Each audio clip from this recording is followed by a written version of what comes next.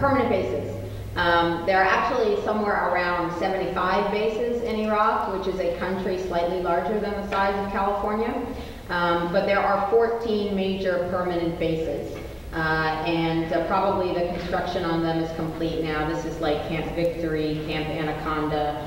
But basically the country has been decimated and converted to a military outpost for the U.S. to exert military control over the resources of Western Asia. Regarding the question of ending empire,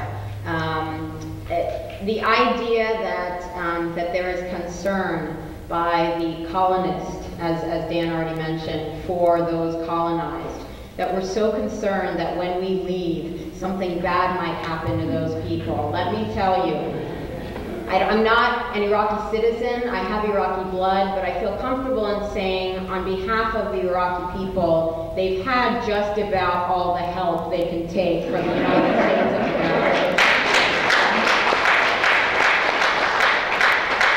This is what happens when empires come in and invade and conquer and rape and pillage, that you have problems afterwards.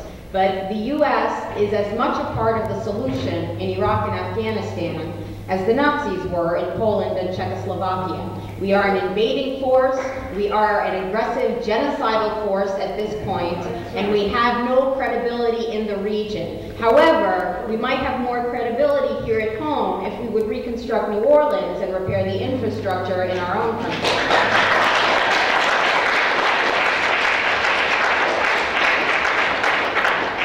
And I'll just make the point that it's often mentioned today, the brutality of the regime of Saddam Hussein.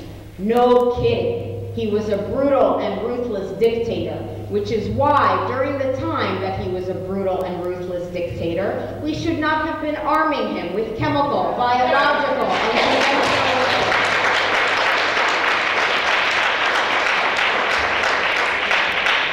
We invaded illegally, we destroyed the infrastructure, we dissolved civil society, there's a power vacuum, we executed the only recognized government, and now we're wondering why it's chaos there. We have to pull out, like after we stabbed Iraq in the back, you gotta pull out the foreign body before healing can begin. And we have to effect immediate unconditional withdrawal. In theory, we have a democracy in this country, but when Congress people are dependent on corporate lobbyists to fund their re-election campaigns,